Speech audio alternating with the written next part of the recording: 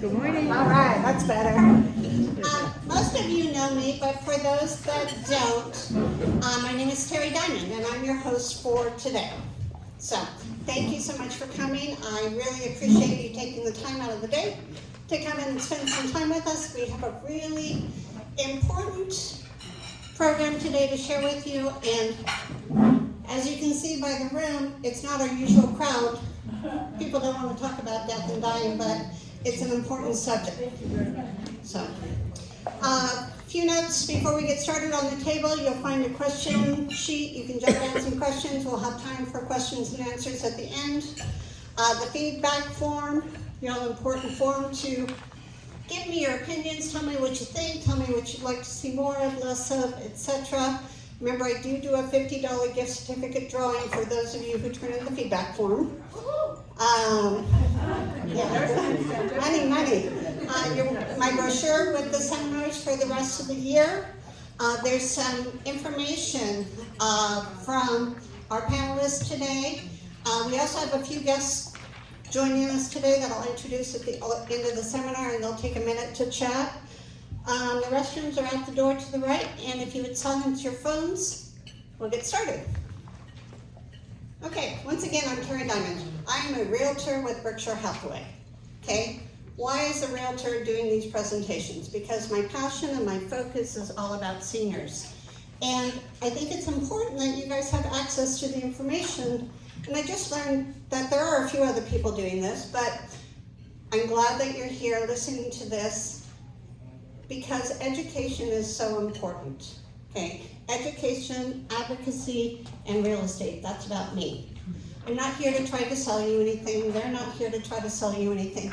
We're here to educate you and inform you, and we're happy to help if you do have any questions. I've been a realtor for over 20 years. I'm what's called a certified senior housing professional, which requires many months of training rather than just the weekend course of being a senior real estate specialist.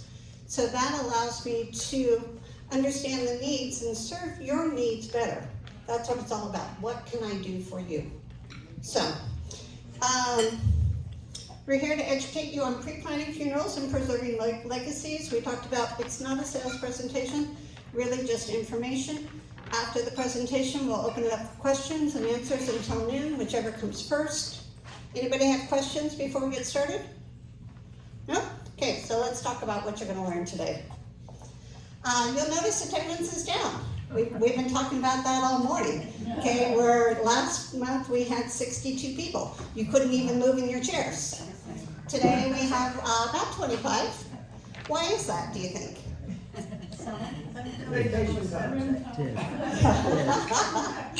Yeah, it's uncomfortable talking about death. Okay, so it makes me extra grateful that you're here today. You're going to learn about pre-planning final arrangements, which really brings peace of mind not only to you, but your loved ones. Okay, so we're going to talk about pre-planning funerals, from understanding the importance of early planning to the financial aspects, the legal aspects, and you get to choose what happens. I mean, if you want a big party, then everybody will know that you want a big party. If you don't, then they'll know that too. It's your choice. And writing it down helps people you leave behind facilitate your wishes. Okay, I want to introduce today's panelists. We have three lovely ladies joining us. We have Jennifer Parks there in the middle. She is the General Manager, Arrangement Counselor, Funeral Celebrant for McDermott-Crockett Associates Mortuary. The lovely Miss Olivia Carranza. She is the advanced planning agent, also with McDermott-Crockett and Associate Mortuary. And then we have Kate Carter, the lovely woman in red. She's the founder of Life Chronicles, and really an interesting service that she provides that she's going to talk about after we get started. So let's start with Jennifer. She's going to give a little introduction, then we'll move to Olivia for the presentation. Thank you. You're welcome. Good morning, everybody. Good morning. Thank you for allowing us to spend the morning with you and talk a little bit about what we're passionate about, which is funeral service and celebrating this life and love story that you have created. I have been with McDermott-Crockett Mortuary for almost 19 years. I never, ever thought that I would want to do this work. My background's in women's health, and I was a doula in San Francisco for a long time to help deliver babies. And what I found was that this work is very similar. The transition of going out is as sacred as coming in. And so along the way, I've learned from some amazing people, which happen to be in this room. And I am privileged to share this information. Terry said that there were 62 people here last week, and Katie said they were probably talking about sex. Because nobody wants to talk about this. And as my dad says, the closer you get to it, the less you want to talk about it. But it's so important because human beings grieve communally. We need our people, and we need professionals, or at least somebody who knows what's going on in the early days of grief. And we'll explain a little bit about that as we go along. But Olivia's gonna show you some slides. We'll talk about those. If you have any questions, feel free to jump in. There is no subject that's off the table, or no question too weird or strange or too out there. So thank you again so much for joining us today.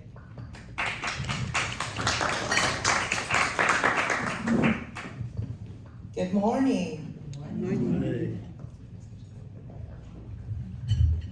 This is kind of heavy. Yes, so my name is Olivia, and I've been with McDermott-Crockett for about close to 10 years, I would say. Sometimes I forget the time, and the time flies. So maybe it's a little bit less than that, but about 10 years. And I've been loving it. I've been doing pre-planning for that long, and I just love helping families, making sure that they take care of their business. And along the way, I found that having a friend in the business, it's a good thing to have. So we will talk a little bit about that. All right, so just before we go into more slides, I'm just gonna go into some trivia questions, and we're gonna test your knowledge, okay? All right. So the first question is, who holds the record for the world's most expensive funeral? Is it Michael Jackson, Elvis Presley, Princess Diana, or John F. Kennedy? What do you guys think? Diana. Kennedy. Michael Jackson. My crooner, Elvis. Actually, Princess Diana. Yeah. Yeah, and most of her expenses went to pay for security. Mm-hmm. Yeah. I bet you the Queen's funeral was more than hers. Probably, yeah. I will check for next time. So if anybody needs security at your funeral, we'll need to plan for that and set aside. Right. I'm not gonna need that much. It's really not us. Next question. Who owns the cemetery plot next to Marilyn Monroe? Is it Joe DiMaggio, Yeah. Madonna, Hugh Hefner, or John F. Kennedy? Joe DiMaggio. Joe DiMaggio. Anybody else? I would say Hugh Hefner. Hugh Because of Hefner. his ego. Actually, a lot of you, I actually get the same answer all the time. Joe DiMaggio, because they were married, right? Mm-hmm. But they got divorced. So they sold the plot, and Hugh Hefner bought it. I know ego when I see it. That's right. And I always say he was always surrounded by pretty girls. Before and after. Yeah. Yes. But Joe DiMaggio used to send roses to her grave for a year, even after they were divorced. So you know, that's why I Well, told good for him. Yeah. rather have the flowers while I'm alive. Me too, I bet she did. All right, for a veteran service, how many stars should be visible on a properly folded flag? Is it 4, 6, 8, or 12? Any veterans in the room? No. What do you think? 12? 4. 6? 8. 4? 8? Wow. 17? 51? Wow. Actually, the answer is 4. Oh, wow. And it represents the 4 main branches of the military. Oh, Well, I knew it was a triangle and I didn't know why. I didn't know it was. Okay, so now we're gonna talk a little bit about McDermott-Crockett, the story, and she's the best for that.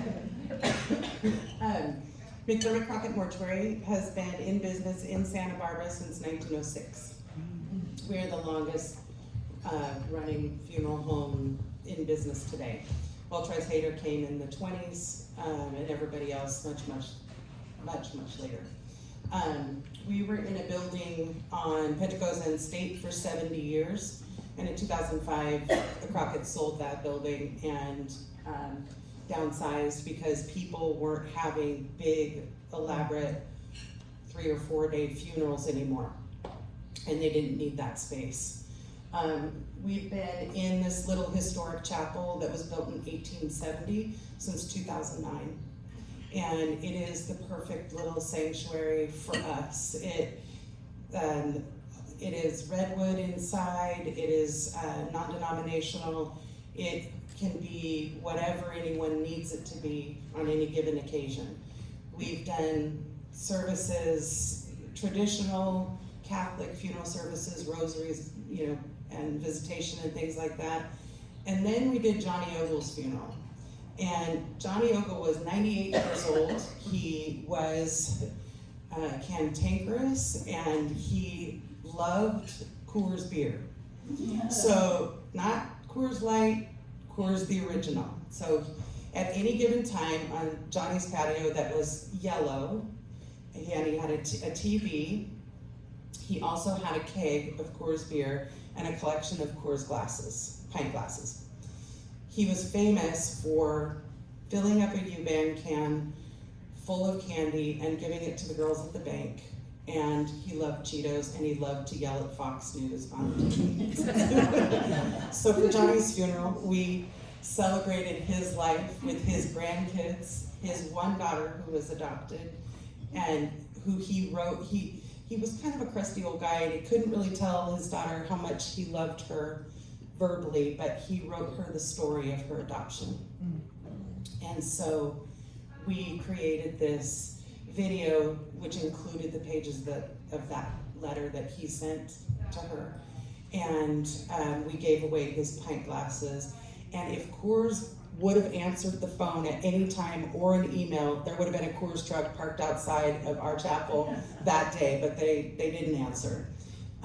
We had an amazing good time celebrating Johnny with his wife of 77 years who was still there, and his grandkids telling the best sort of inappropriate stories about Johnny the electrician. So the space is beautiful, but it can really be transformed into whatever is needed to celebrate someone's life and really help to incorporate all of the things of our lives that make us us.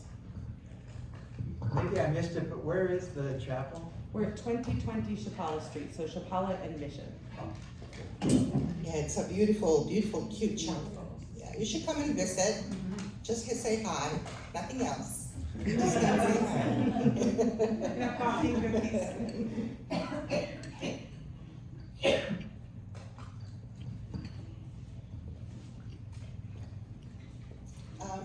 In this slide, I have 2 pictures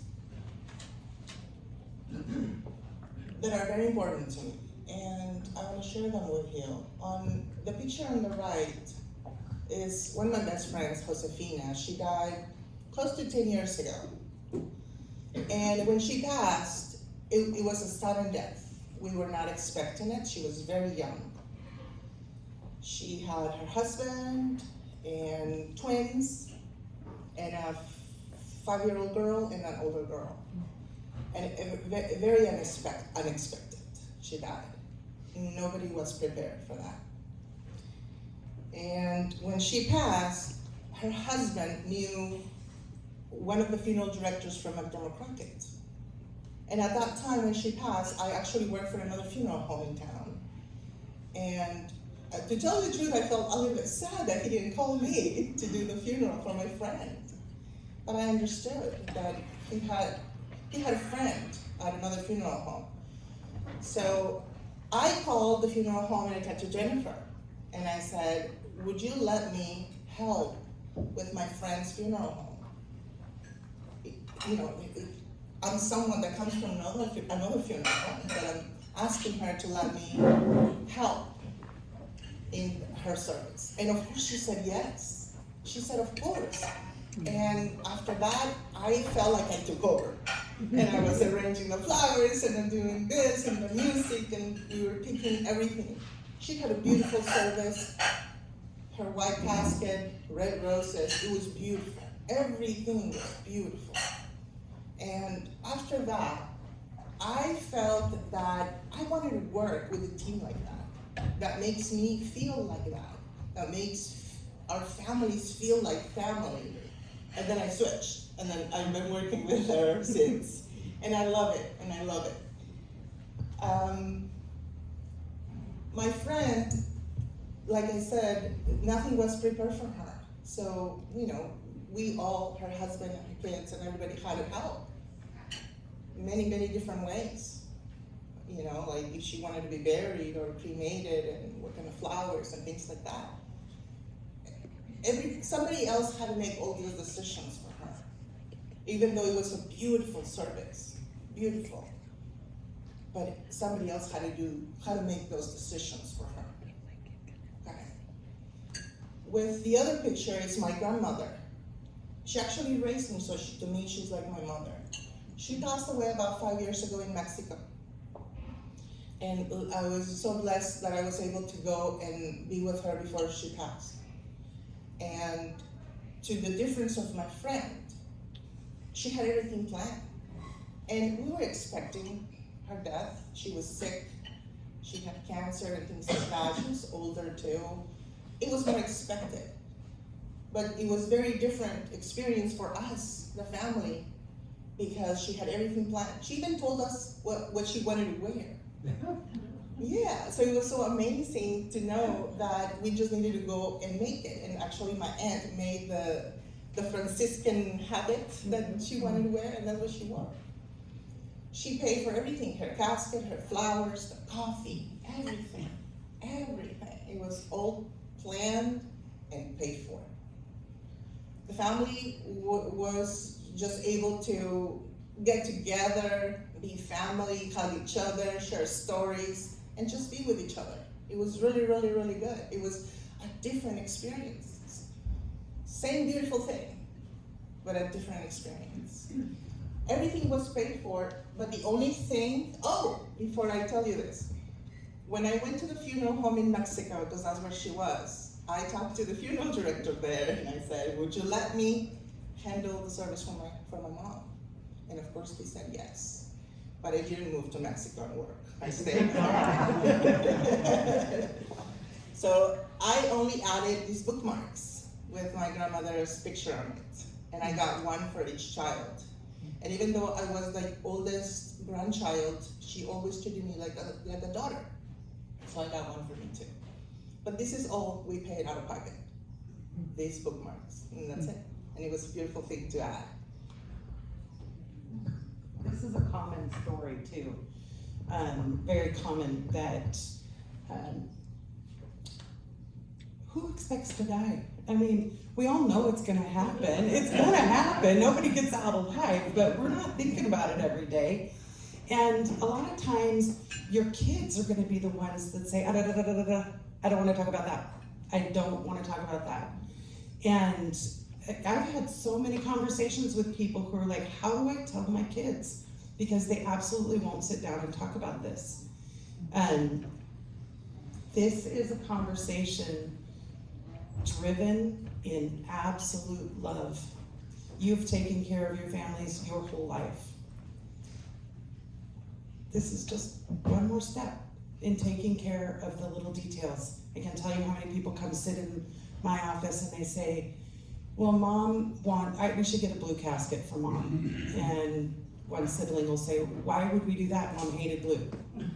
And then you have a whole dialogue for hours about who knows better what Mom wants. And you know who knows better? Mom. Mom's always known better. That's for sure. Yes, so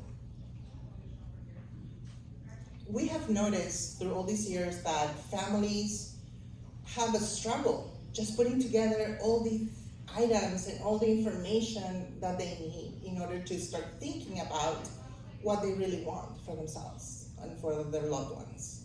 So we have put together a final wishes organizer, which looks like this. Oops, it looks like this. Okay, and in here, what we do is we help you, when we sit down with you individually, we help you to fill it out. And in there, we will have important information like all your vital statistics like where are you born, where were you born,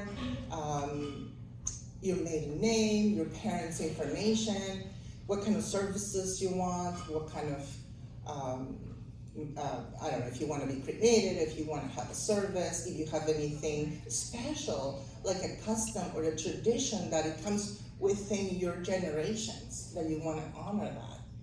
Something that is important to you, we put it in here in this final wishes organizer. And then from there, we just put it together. So it's easier to have a file with all your information in a safe place, right?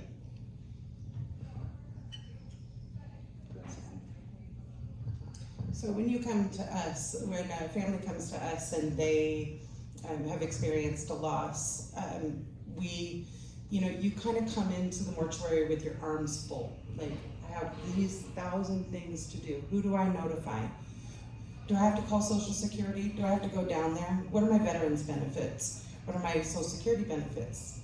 What is my mom's maiden name? Where were my grandparents born? So there's a lot of things, just the minutia of it all, that doesn't have anything to do with, we haven't even started the conversation about how do you want to be remembered? How are we planning the party of your life? Or is it a more somber affair? Are you connected to a faith community? Do you have traditions and customs in your families that have been handed down from generation to generation that we want to honor? Do you want to do something at home? Do you want to do something here?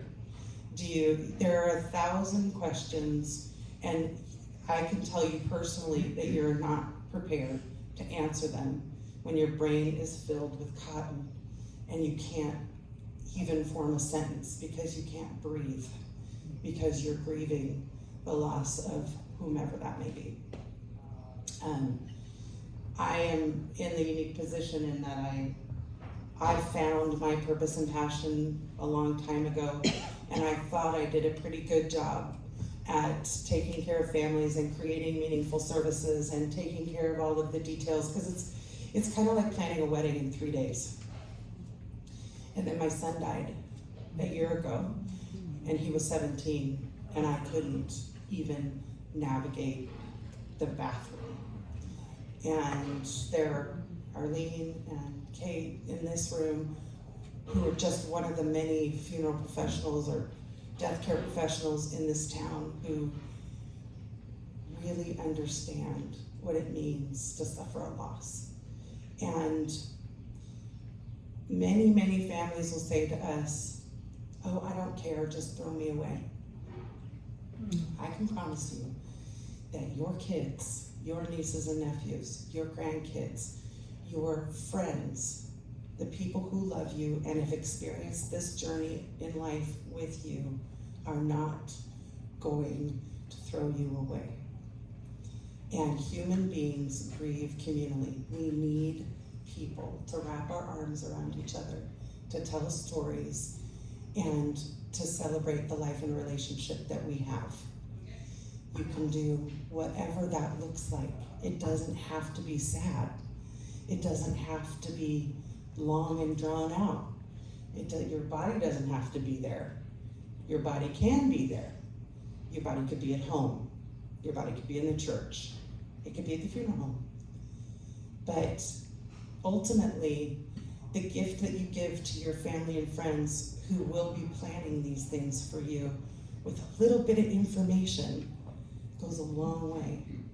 And when they're grieving, because they will, because you're loved, then you've given them the gift of this is all done. And then Olivia will tell you about when you pay for things in advance, which you don't have to do, you could just put it all down on paper. But if you pay for things in advance, then you don't have to pay for anything either. So I welcome questions and really, honestly, anything that comes to mind when we get to the end of this, we're happy to answer.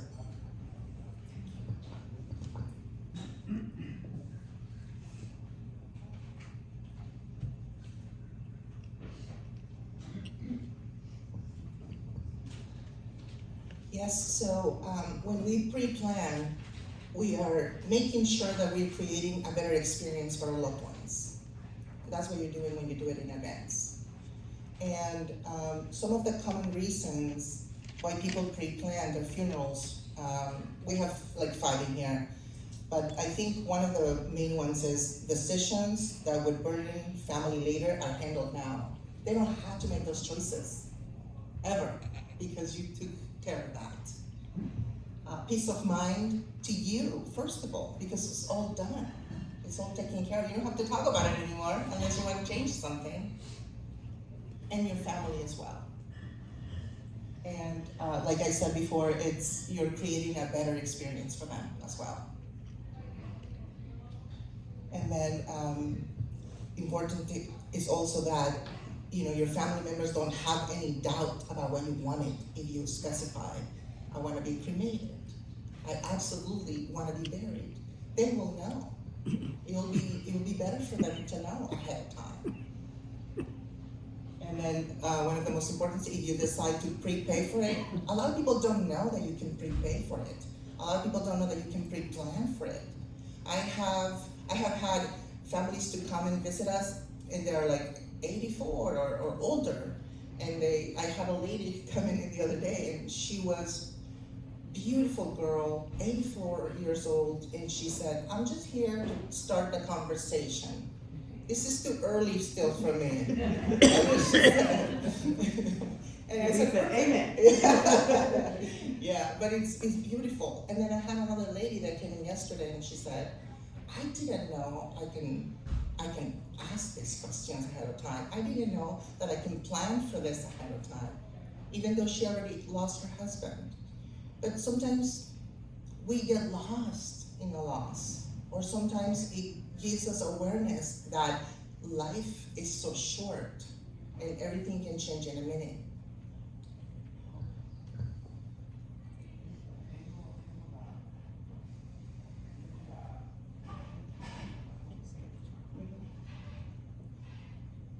All right, so let's address 5 key points to a funeral policy.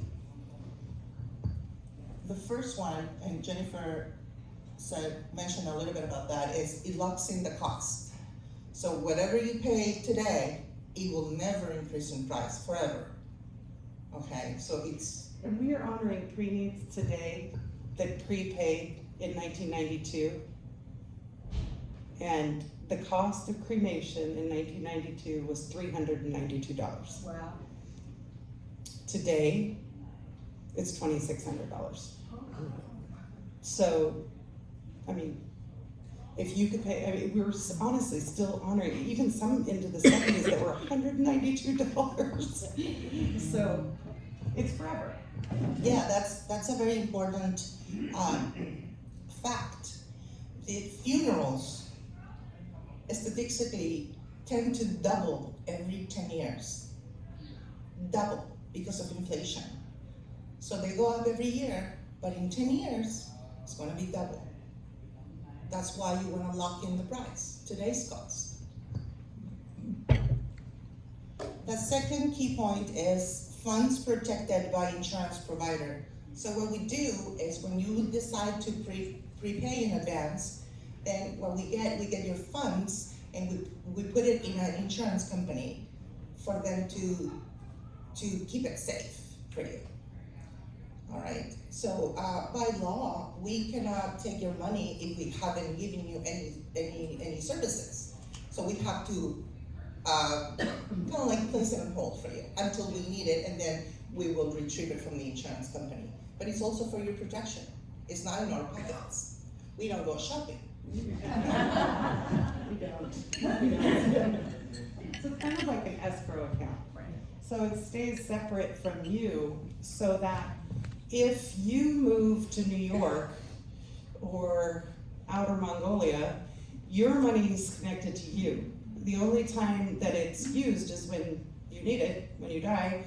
The funeral home that takes care of you will claim that policy to pay for your services. The difference is when we take care of you and we service that policy, you have a guarantee that our costs will never go up. We're not gonna charge your family anymore. We're not gonna say, oh wait, what about this? I'll pick this lower end casket and do like this mahogany. All of that by law is locked in. So we can't change anything, your family can't change anything. So if your kids said, oh wait, mom paid $20,000 for this funeral, but if we get it cremated, we could get, 18 back. Your kids can't change it either, unless you give them permission to do so. So, yes? What does the insurance company do with the money? Do they invest it? They do, and it grows over time. So not by much, I think it's 2 or 3%. And the rates are based on how old you are, when it's invested and over how much time. But the growth on the insurance policy offsets inflation for us. So we claim the whole policy for your services. All right, yes, so it's transferable. So by putting the money in the insurance company, then you, like Jennifer said, you can take this money anywhere you want. If you move to another city, let's say that you want to retire in Colorado, then you just take this money with you and place it in another funeral home, and they will gladly take your money, okay?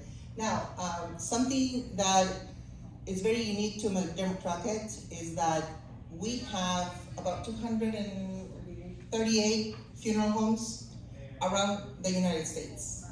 So if you buy a policy, or if you prepay a policy with us here in Santa Barbara and you decide to move to Florida, and there you go. And then we have a funeral home there, the same plan that you bought here, we will guarantee it and honor it in Florida.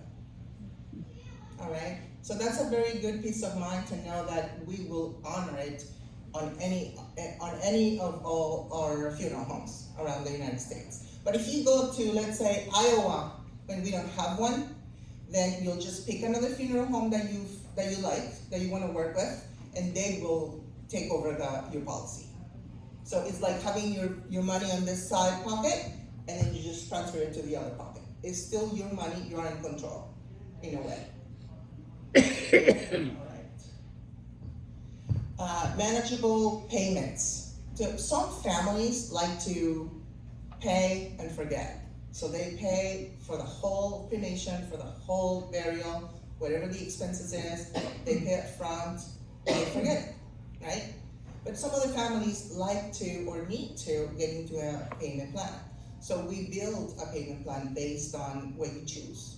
And you have control over how much money also you want to spend. You want a more affordable casket, or do you want an $18,000 casket? It's on you. You decide. You can manage that. So we'll help you and we'll show you what kind of payment plans we do have. And it's very affordable, it's very good plans. So there is a way that you can get into a plan like this, you can take advantage of all these benefits by getting into a payment plan as well. And the last one is protection during the payment period. That means that when you get into a payment plan with us, then from day one, you are protected in the event that you die prematurely before you finish paying on your plan. That plan converts into a self-pay plan. That means your family doesn't have to pay for the remaining balance. It's covered by your plan. It's a self-pay plan. It's a beautiful benefit to have, okay? And of course, you have to qualify for that, but you only have like 2 health questions, and then after that, we'll tell you everything about if you qualify and how you qualify. But it's a beautiful protection to know and to have that if you get into a payment plan, if something happens to you, it's all paid for. And your family doesn't have to come up with the rest of the money, okay? And the health questions are really simple. It's like, are you under hospice care? And have you been diagnosed with cancer, heart disease, terminal illness? So it's not like a life insurance where you have to have a physical. It's very simple. And when we meet with families, we cover all those questions, and then we build an estimate for you just based on what you want. Because for example, in this room we have, I don't know, 20, 25 people. Let's say that everybody here decides that they want to be cremated. But let me tell you, we're going to have 25 different cremation plans because everybody will be different. Okay, so what we do is we build an estimate for those wishes. We tell you how much those cost, and then we'll show you how the payment plans work. We customize it for each family. And then another benefit that we normally like to add to all of our cremation plans, to all of our burial plans, it's called out of the area protection plan. Being a full service funeral home, we are able to transport you back home from anywhere in the world at no extra expense to your family. For example, let's say that you chose to be cremated here in Santa Barbara and you go to Mexico. I'm just gonna say you to Cancun. And it happens that you die over there while you were on a vacation trip or something. Then, let's say that you have 2 choices. You can either be cremated in Cancun and then we'll transport you back home with this benefit, or being a funeral home, we can bring you in a full body, in a casket. We'll pay for all the transportation, the airplane ticket to get you back from the airport, everything, all the logistics are done by us. We'll bring you back home so your family or your children can say goodbye to you before we cremate. So you have those 2 choices. And being a full service funeral home, we can provide that for you. All right? And this is a very good, unique plan to add to all of our plans. And also you can just get this benefit by itself as well. Okay? I have to tell you a story about that because that's all, I'm full of them. I took care of a family who went on separate vacations. Husband and wife went on separate vacations. One went to the Cayman Islands, and he was with his friends who were a critical care doctor and an ICU doctor. And they went on a dive. He dove on a scuba diving, I guess. He dove in the water and he died of a heart attack. So we were dealing with foreign governments, with a coroner's office, with an absolutely distraught, grieving widow, and a Jewish tradition. He needed to be buried, and he needed to be buried quickly, and he needed to get home.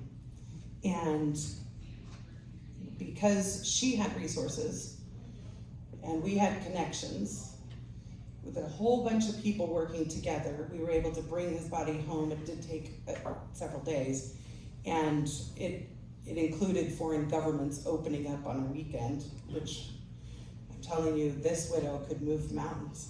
She could move entirely by herself. And she had resources. She had resources. So she had a friend who had a private plane who was willing to go and sit there and wait for him to be ready. And it cost that, just the fuel alone, cost her in excess of $50,000. Wow. That was just for because her friends donated their time, they donated their plane. The only thing she had to pay for was the fuel to get him home. And that alone was $50,000. This plan that she's talking about is like $450 for a lifetime. So, and it accomplishes the same thing. It gets your body home from wherever you are in the world. All right, so then, so you have some information for you to take with you, share it with your family members, try to open up the subject at the kitchen table, start talking about it. It'll give so much peace of mind to yourselves, first of all, but also to your loved ones, to your kids. All right, so on the tables you have some brochures, and you're welcome to take anything home, and if you would like to meet with us in private, there's also a sign-up sheet, and give us your name and phone number, whatever you feel comfortable, and then we will sit down with you and talk about your specific wishes. So there was one question, I guess it's two questions on one piece of paper. How many crematories in Santa Barbara and Ventura? Santa Barbara has one crematory. It's in Goleta. It's owned by Welch Rice Hader, and they do exclusively their own cremations. And in Ventura, there are several in Ventura County, because that also includes, parts of Thousand Oaks, and so there are several small crematories in that area. And Coast Cities has a crematory. Is Coast Cities a crematory? Yes.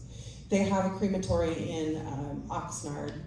And so the difference between a company that does simply just cremation is they don't offer any service. They offer the same services in that they'll transfer the body from the place of death into their care. They prepare the death certificate, create a cremation permit, have to transport the body to the crematory, have the cremation done, and that's it. Return ashes to you. So the difference between what we do and what they do is a little bit more complex. We offer time and a beautiful chapel in order to gather with people, whether you want your loved one's body there or not. We take care of all of the details. We're cremation specialists and veteran service specialists, and are well versed in all faiths and traditions of burial and cremation. So yes, we don't own our own crematory. We do transport our families, loved ones to Lompoc. One of our staff takes you and one of our staff picks you up, and everything is done by appointment. There are a lot of rules in the state of California about what can and cannot be done. Cannot cremate more than one person at a time. They have a really sophisticated tracking system to make sure you get your loved one's ashes back. And you can also witness the cremation if you want to. And you can be there if you'd like. So anyhow, that's that. Thank you all so much for allowing us to be here and take up your time today. And Frank has a question. Well, I have a question, but a comment first. When I deal with people or talk to them about their will or their living trust, I notice that they have them renewed every several years to update. Usually it's beneficiaries or the distribution of property. Right. But they seldom ever deal with end-of-life issues. Correct. When you ask them, they say, I don't understand it, it's too difficult, I'll leave that up to my kids. Mm-hmm. So what I'm always looking for is something to help them with that issue with their attorney or their financial advisor.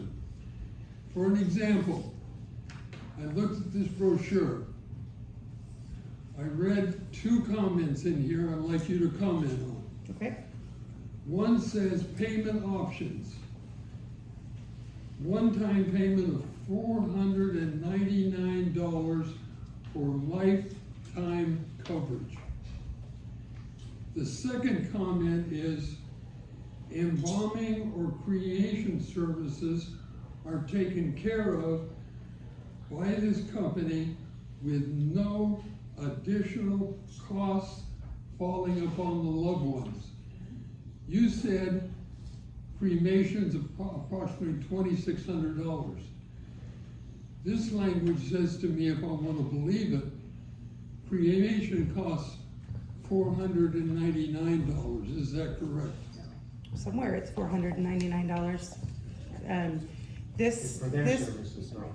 this particular company is the insurance to bring your body back. So it's the returning of your body for whatever the disposition may be. Now, the cremation may happen in Mexico, and that would be covered there. But in embalming would be covered because we're bringing your body back by common carrier, so on an airplane. So that's what that covers. If you planned any other services, if you want a graveside service, if you want a viewing or visitation, then those are things that would be done once your body got back here. Does that answer the question? Well, I just think it's sort of misleading when you read this, because it says no additional costs to family members or to loved ones. But that particular insurance is speaking only to bringing your body home or the disposition in another So country. that's not what it says, and that's not truthful, okay. Why did they even mention it? Well, can you get the insurance without making a pre-plan? I think that's the thing. In other words, you buy your funeral plan, and then you also take this insurance as an option. But can you just buy the insurance without having a plan? Sure, you could buy life insurance. No, but I mean this insurance. Oh, yeah, absolutely, you can buy that without, that's Okay. just the return assured, it's just like a medical transport Okay, so of bringing your body home. confusing. You can buy this as a standalone, Oh, you don't have to make arrangements with anybody. Okay. This just simply brings your body back. And also, actually, that comment is correct, because this benefit will apply only if the death occurs 75 miles away from your main residence. So for example, like I said, if you want to, let's say that you are in Europe and you die over there and you have this benefit, and you want us to cremate you in Europe and send you back home, we can, at no additional cost. We will cover all the costs. But if you want to be sent back home in a casket, we need to provide embalming, a casket. And we will pay, because you have this benefit, all those items to do to you. Okay, so this comment is correct, it's not misleading. Maybe it's just, hard to believe sometimes, because sometimes it sounds too good to be true, and we already know what that means, right? But no, it says, if you die 75 miles away from your main resident and you have this benefit, this will apply to you. Well, Okay? Quite simply, that is an insurance policy, that is not the funeral policy. Correct. Correct, it's two different things, and you can have one or both, but they're two different items. Yeah, but the comment is correct. Right? For your cremation, you mentioned that you do it in Long Park. Who do you use? Family and funeral home called Starbuck Lind. What's it called? Starbuck Starbuck. Lind. Okay. And is it common, or how common is it for family members to be at a cremation? I would say about 10 to 20%. It's not very common. Okay. There are some religious traditions that require it, Okay. and there's ceremony around that. around the cremation itself, but very few. One of those, different question. You didn't mention, what are the cost of average casket? We have caskets that compete with, we have caskets that are competitive in cost with Costco. So $1,000. We have caskets as low as $500, and they go all the way up to about $15,000. So it really, I tell all of my families that I sit with, all of these do the same job. Yeah. They all do the same job. It really depends. Like if Dad was a woodworker and he loved to create beautiful pieces of wood, then somebody may look at a wood casket because that was more reflective of their life. There are custom caskets, there are purple caskets, there are everything in between. But honestly, the requirements for the cemetery are that it must be a rigid container, so it has to be more than cardboard. That's it. And then Barbara has a question here first, and then we'll to you. Hi, thank you so much for sharing. It really blessed me because, believe it or not, McDermott-Crockett is where I have my pre-plan already. Yay. But I wanted to share a very short little story that happened at the beginning of the year. I got a call from my daughter-in-law in Palmdale, California. She said, "Mom, I have a good friend who has a video service, and she does a video life story chronicle." Life Chronicles, Yeah. that's Kate. She's a fan. You get some memorabilia stuff together and come spend the weekend with the family in Palmdale. I said, sure, but she didn't tell me what it was all about. So I got things from my life, my personal life, my husband's life, and went over there, and she said, bring a nice outfit, we're gonna go have a video taken. So we went to this little studio, and her friend was there, and they had a living room set up, and then they took all my stuff and they arranged it all around where we were sitting. And I thought, gee, this is lovely. Didn't know what to expect. And so it was her gift to me and to the family. And so the videographer was there with an assistant, and they didn't even tell my daughter-in-law that she was going to interview me. So that was a big surprise. And so she started out, she's a school teacher, so she could do this. Right? She started out with simple questions about where I was born, my childhood, and it just took on its own little story. And it was the most beautiful experience, and she kept me on track, and we were sitting on this little couch area facing each other with the microphone over here. And at the one part toward the end, we were both in tears, sobbing on the camera because of the stories that I was saying. Maybe she didn't know, and she started to cry, and then I did. And so all that's on the video. I haven't seen it yet. And she said, it's for when you go, Mom. And she said, the reason I did it now was because you still have memory. And as you get older, since I just turned 84, you may not be able to remember, all of this. So that's going to be shown. Thanks for sharing, Barbara. So that segues us into our next speaker, Kate Carranza. So to keep everybody on track, I want to move on. Joan, you had a quick question? I was asking about the natural burial. Oh, Is that's my favorite. in town? I'll try to be quick. So natural burial is also called green burial. It is available, the closest truly green cemetery is in Creston, which is up by Paso Robles. The difference between a green cemetery and a traditional cemetery are traditional cemeteries require what we call an outer burial container, which is a vault. think of like a shoebox that the casket goes into, has a lid. So in Louisiana and down in the South, those are made of bronze because the ground's so wet.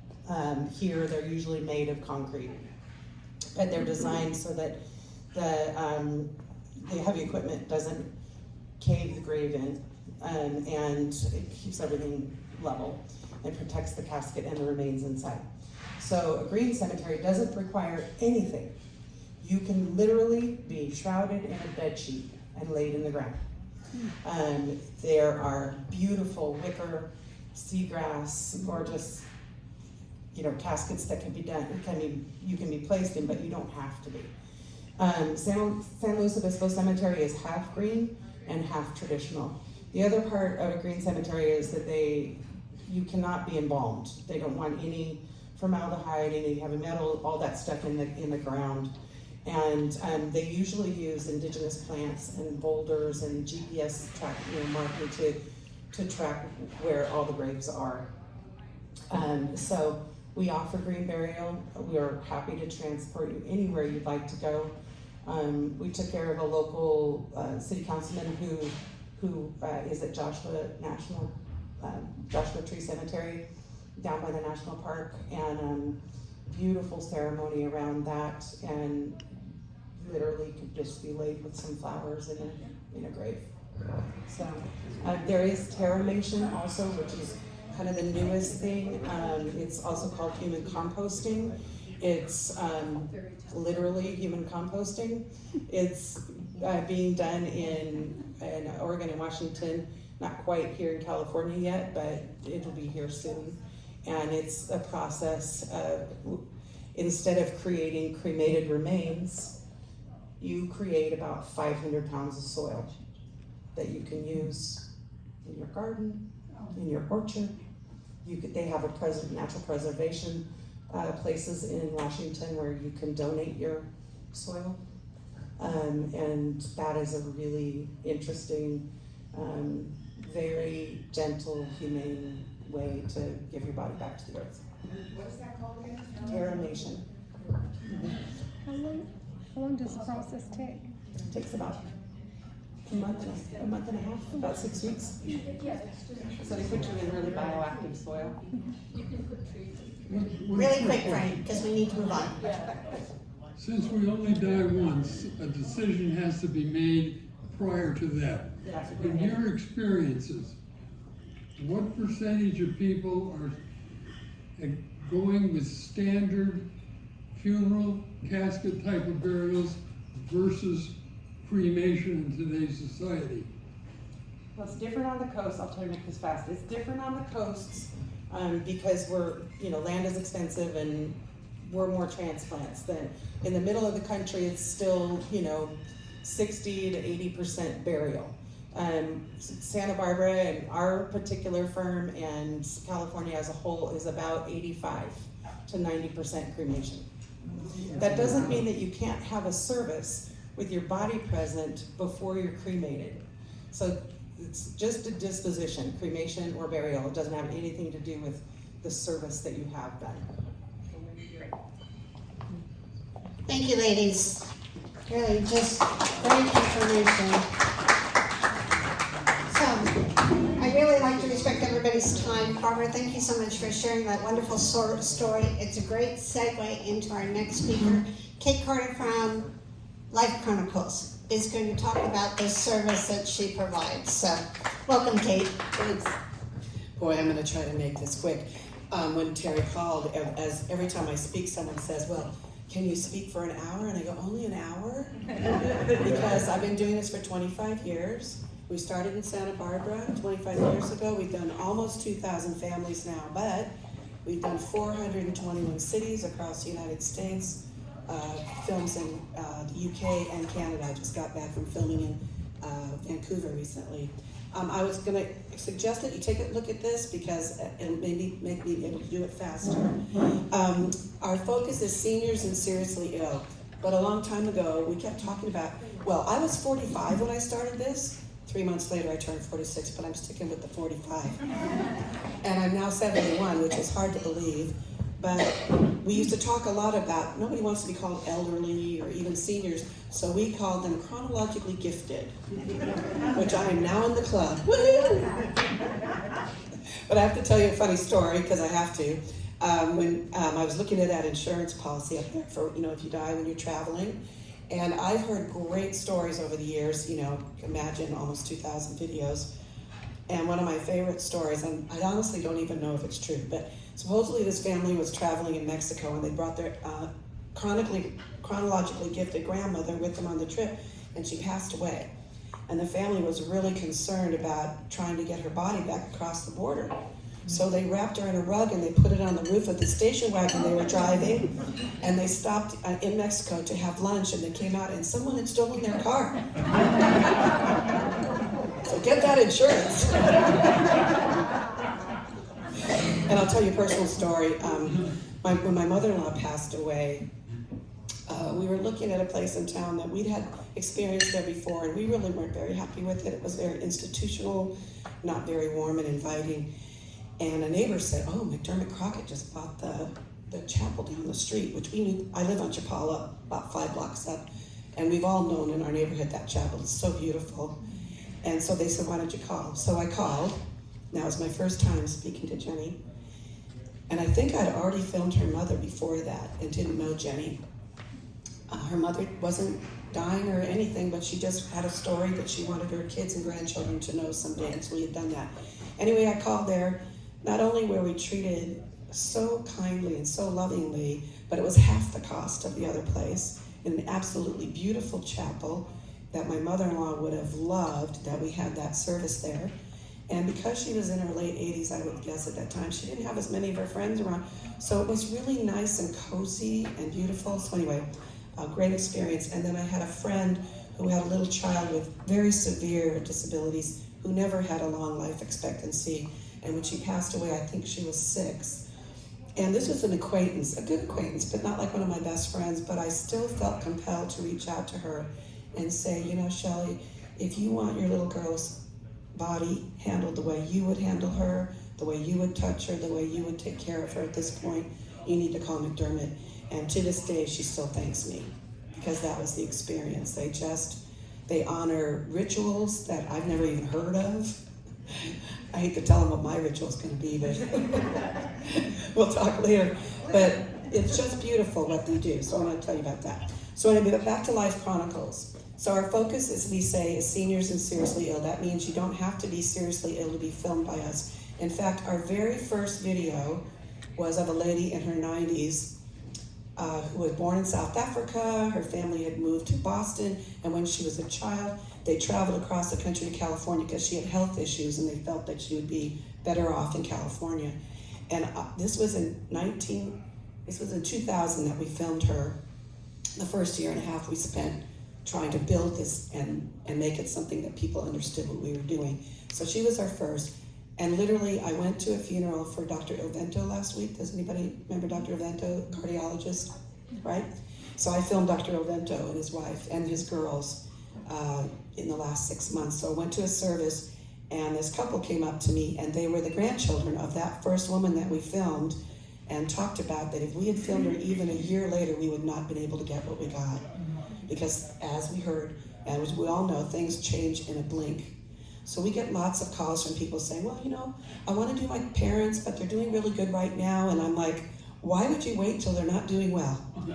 Film them now while they're doing well. In fact, even myself, I think it was 15 years ago, maybe longer, we had a Chicago director at the time who called me and said, she knew I was going to have general anesthesia the next day.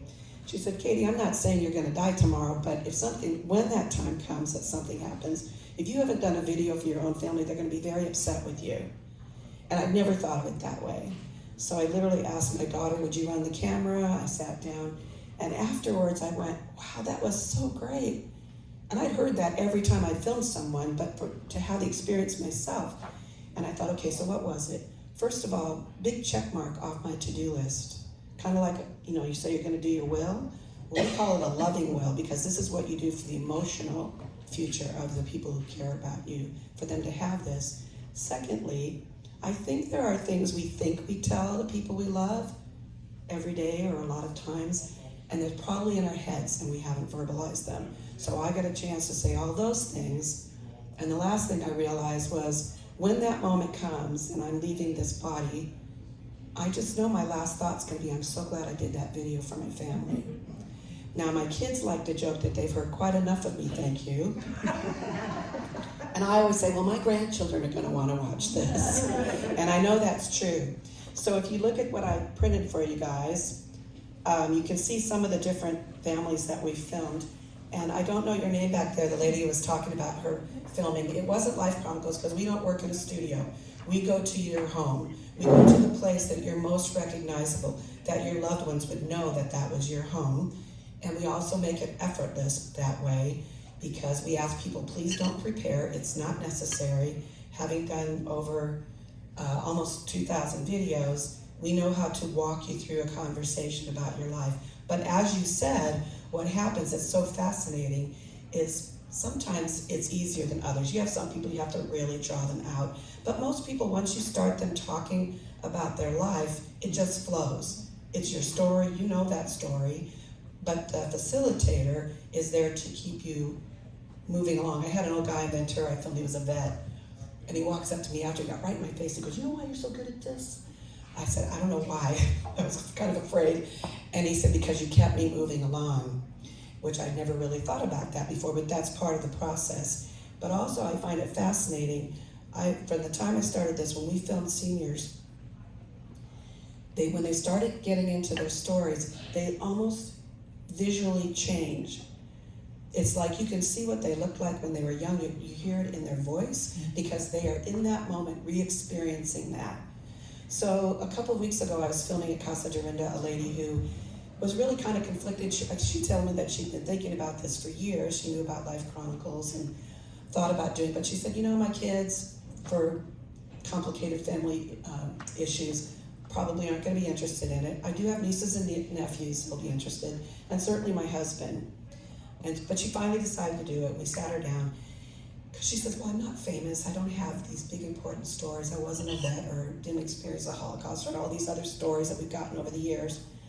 But she did it, and she contacted me last night, and she said, because I sent her the raw footage, which is what we do. We send the raw footage so you can decide, you know, maybe you don't want to say that the grandson was the black sheep of the family. That happened.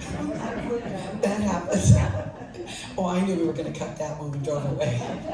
Because, you know, he might not always be the black sheep of the family, and he doesn't need to hear that for the rest of his life. But anyway, she had watched the footage and was so surprised how good it was. She says, so much better than I expected. We hear that all the time. Also hear, this is way more than I expected. And when you talk about the emotional part, years ago we were given a doctoral dissertation. It was a separation anxiety study for children in the hospital, and the idea was that if a child's parent had to leave, which everybody has to leave a hospital for some reason, there'd be this video of the mother reading to this child. And what the study showed was by filming them together, the child re-experienced not just the sight and sound of her, but what it felt like to be with her, and it alleviated her anxiety. So we always, you know, we don't tell people what they have to do, but we encourage them from our experience that the best ones are if you have someone with you. And it could be even your best friend, or certainly your spouse or grandchildren. And we've done 15 people together. We've had told families, you know, they can get together and 15 people show up. I was going to show you some of that footage today, but there were technical issues, so I can't show you, but you could go to our website. But what we found is that magical conversations happen that often when we leave, they say, we would never have had those conversations if you hadn't led us to that place. But that also means conversations that we've talked about here, where if you have a person who has a terminal diagnosis, they have things on their mind that they need to talk about, and often the family will say, oh, don't go there. We don't want to talk about that. Don't go there. You're going to get through this, which we hope they do. You know, honestly, we hope they do. But they long to have conversations, and so we've learned how to kind of navigate that area to help someone get into that conversation. And they always say how grateful they were that they had an opportunity to talk about these things, you know, how they feel about what's happening, how they feel about what's going to come after. So it's always fascinating.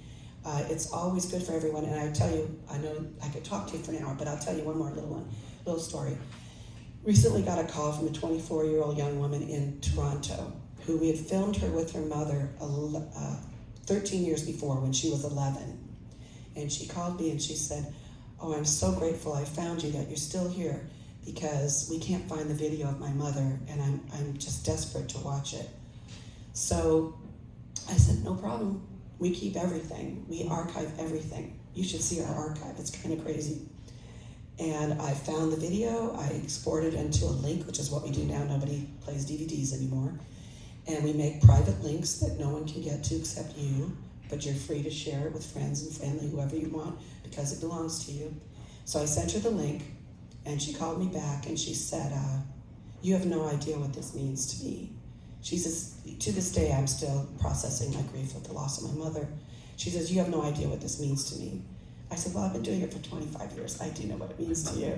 And she laughed, and she goes, "Yeah, you do." So it's really, really gratifying work for someone who just wants to tell their story. Like when I watched my footage, I never looked at it for probably 13 years. I never looked at it. And then just out of curiosity, I pulled it out one day and I went, "Wow, I'm going to love this if I live to my 90s. Because this is great." I had brown hair back then. So, and it's just fascinating because I always tell people this is a moment in time. We're not trying to cover every minute of your life. We're not trying to do anything more than in this moment. And it helps people open up and say a lot of things that they've been maybe holding and not shared with anybody.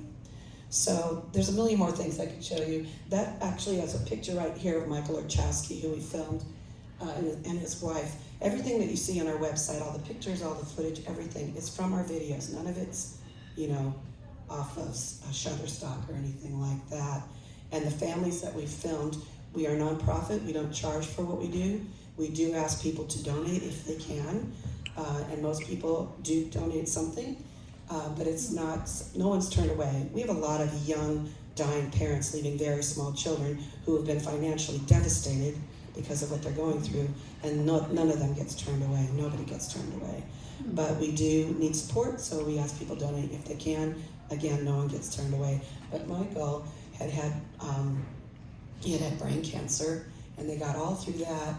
And then not long before we filmed him, he came down with ALS. So as devastating as what was happening was to them, those happy smiling faces, that's what you see most of the time when we sit people down, because they're talking about how they care about each other, their best times together, the things that really matter. And we work with high school and college student volunteers because we know it has a positive impact on them to hear people's stories and to learn from those stories. Because I'm going to say a bad word, but people don't talk about bullshit at the end because you don't have time for that. You talk about what really matters. And they tell fun stories and that, but they really do talk about what really matters in life. And our volunteers, our student volunteers, are enriched by that. And now they come back and they're professionals. One of them just finished working on Avatar 2 and 3, coming back to work with us because it's such meaningful work. So I think I'll stop there. Hope you guys agree. If you have any questions, let me know. Sure. About how long are the... Oh, good question. I should have said that. So in the early days, even the one I did was 40 minutes, but I think because we've gotten so skilled at what we do, they're now longer. So they average 2 hours. Now we've done 4.5 hours. We don't recommend that because that's like a mini series that nobody's going to sit and watch. Who's going to watch it, honestly? And also you get a lot of repetition there. So we're really good at editing too. But they average about 2 hours. And we cut out the facilitator, so there's no stranger in the video. And so in those places where a question was asked, we just put a little subtitle, the day we met, or whatever the subject is. So who's ever watching it knows why all of a sudden it shifted to something else, but with no stranger in the video. So.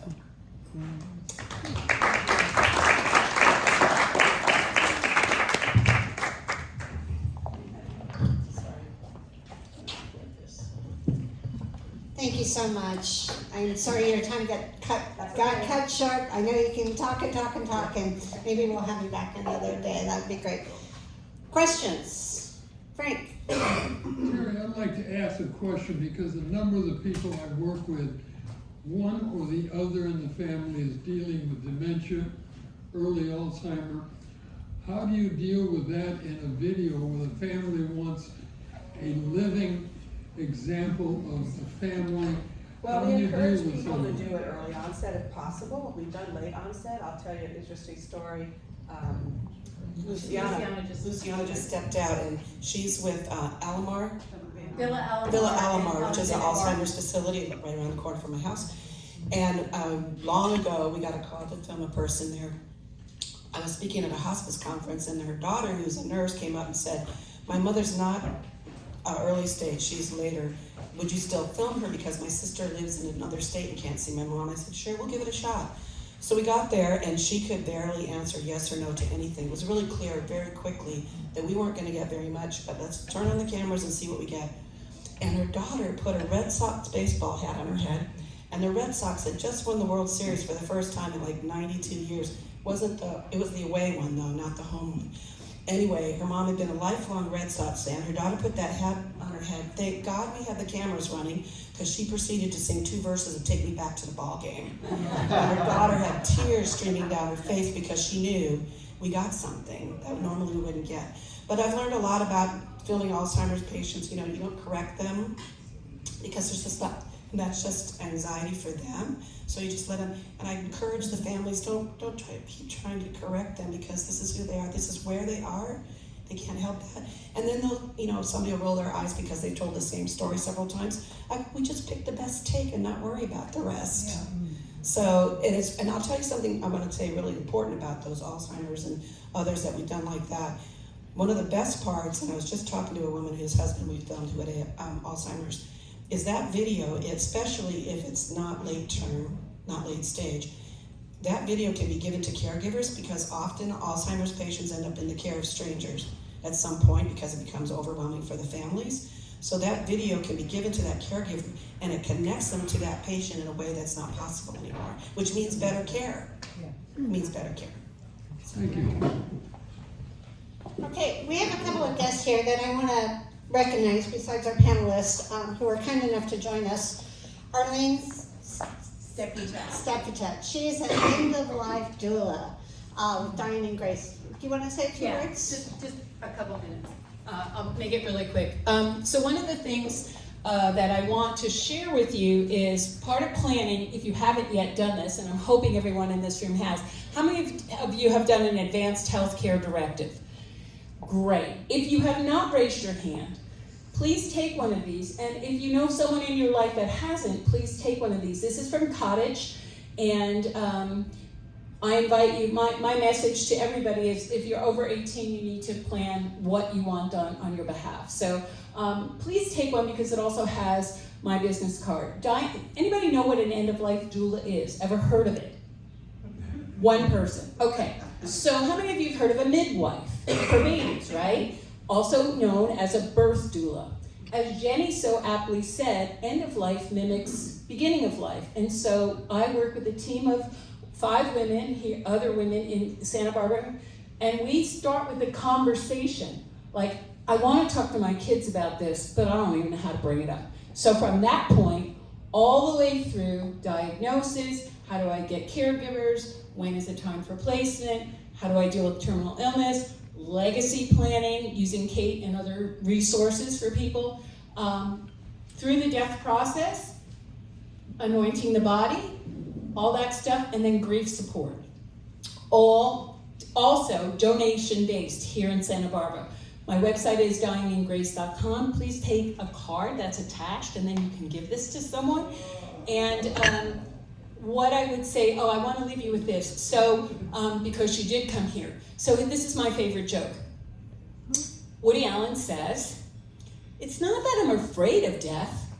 I just don't want to be there when it happens." I will be there when it happens. And one last thing, in Santa Barbara, if you are going through grief or know somebody who is going through grief, we do grief support.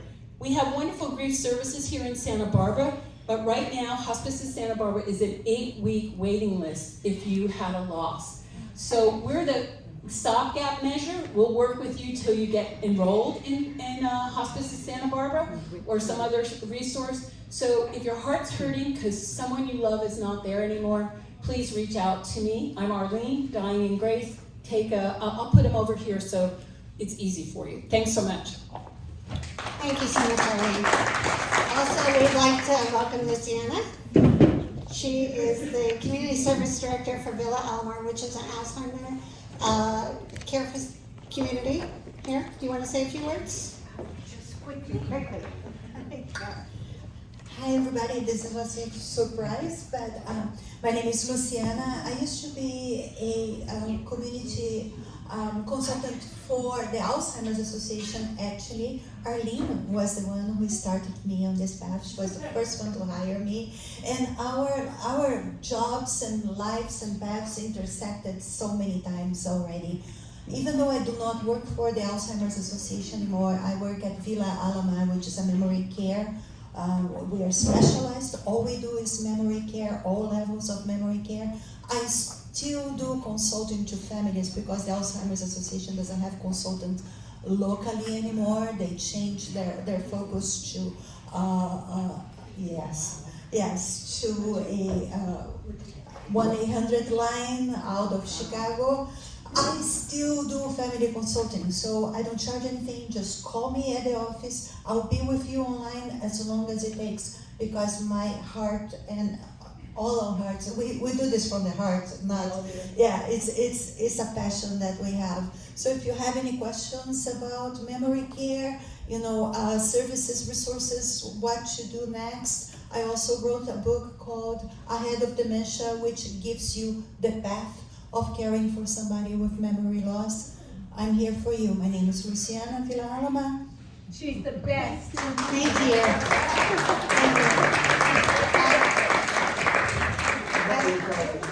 We have one more guest. Before we get to the drawings and the good stuff, Deanna Becerra is from Visiting Angels, Santa Barbara. So, do you want to take a minute? Sure. Come on up, tell us what you do. Really I quick. love Luciana. Everybody loves beautiful. Luciana. Yes. She does have a lot of experience with memory care. I also work with memory care, dementia, Alzheimer's, beginning stage, end stage, hospice, all that. We provide the non-medical caregivers in the home. I work with Visiting Angels. We don't really have a lot of hospice clients with us now, and learning about the planning is something I have done before. I've been with Visiting Angels for 5 years, but it's always good to refresh my knowledge and extend my information out. I'm the case manager, so I talk with a lot of families. They ask me a lot of what would you do if you were in my shoes, and I would plan. I would plan ahead of time. Thank you for giving me that packet, and I should Start there. Start myself. Because you have to practice what you preach. So any questions, please reach out to me. I'm at Visiting Angels. Our office is in Carpinteria. We also service Santa Maria, Lompoc, and the San Ynez Valley and Ojai. So we have a large territory. I'm everywhere. Thank you. Thank you so much. One of the things, I promise we'll get to the door prizes in a minute. One of the great things about the senior community, those who serve seniors in Santa Barbara, we have our representatives from outside of the community that had nothing to do with this, but they came to support Jennifer and Olivia and Kate and me, and it makes me so grateful.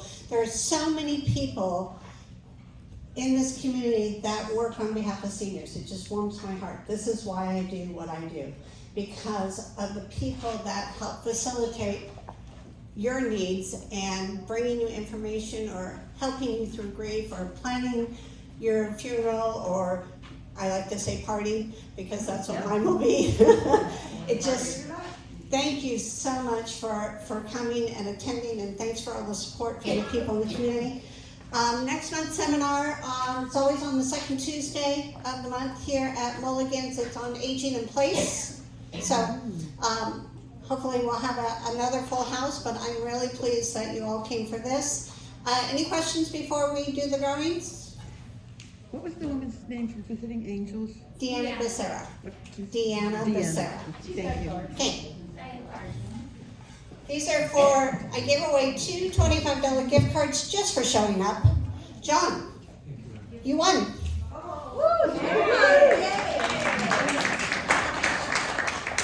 John comes pretty much every month, so thank you so much for your support. And Michelle. Okay, we have one more $25 gift card. Whoop. No peeking. Okay. Barbara, you won. So Barbara is our first timer here, so thank you so much for coming. Thank you. And really, from the bottom of my heart, thank you for coming. I hope to see you all again next month. What's the topic next month? Aging in place. Oh, thank you. In my brochure on the tables, it has the topics for the rest of the year. We vary a little